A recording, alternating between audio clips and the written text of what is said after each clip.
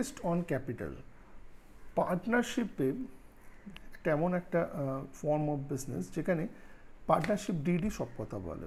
Interest on capital আমরা calculate করব তখনই যদি পার্টনারশিপ ডিডে মেনশন করা থাকে। এবার ইন্টারেস্ট অন ক্যাপিটাল কেন আসে? ইন্টারেস্ট অন ক্যাপিটাল আসে, ধরে নেওয়া যাক একজন পার্টনার, সে তার পার্টনারশিপ ফার্মে কিছু টাকা দিয়েছে বিজনেস করবে বলে, ঠিক আছে। এবার সে যদি সেই টাকাটা বিজনেসে না দিয়ে ব্যাংকে রাখতো, তাহলে তো তাকে ব্যাংক কিছু ইন্টারেস্ট দিত, রাইট? তো সেই জন্য সেই যে কনফিউশন বা যে ডিফারেন্স আছে, কোনো পার্টনার কম টাকা দিচ্ছে, কোনো পার্টনার বেশি টাকা দিচ্ছে, সেই প্রবলেমটাকে মিটিগেট করার জন্য ইন্টারেস্ট অন ক্যাপিটাল ক্লজটা পার্টনারশিপ ডিডে অ্যাড করা থাকে।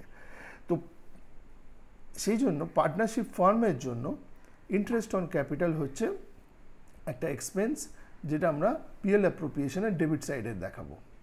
আর আমরা ইন্টারেস্ট অন ক্যাপিটাল কোনো পার্টনারকে তখনই দেবো যখন এটা পার্টনারশিপ ডিডে থাকবে।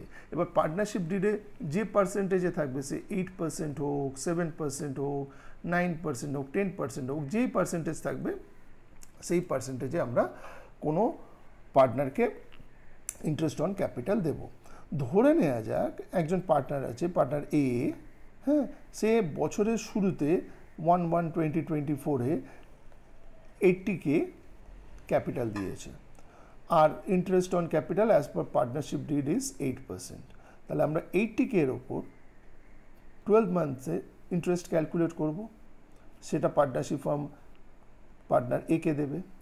আবার দেখা গেল সেই পার্টনারটা মানে পার্টনার এ 1/7/2024 আরও 60K ক্যাপিটাল ইন্ট্রোডিউস করলো।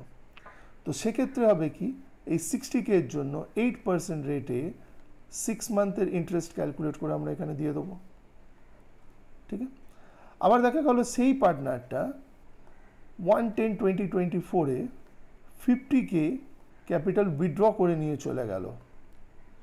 সেক্ষেত্রে হবে কি, এই যে 3 মাসের যে ইন্টারেস্ট, সেটাকে আমরা ক্যালকুলেট করব, দিয়ে সেই 3 মাসের ইন্টারেস্টটা আমরা এখান থেকে বাদ দিয়ে দেবো।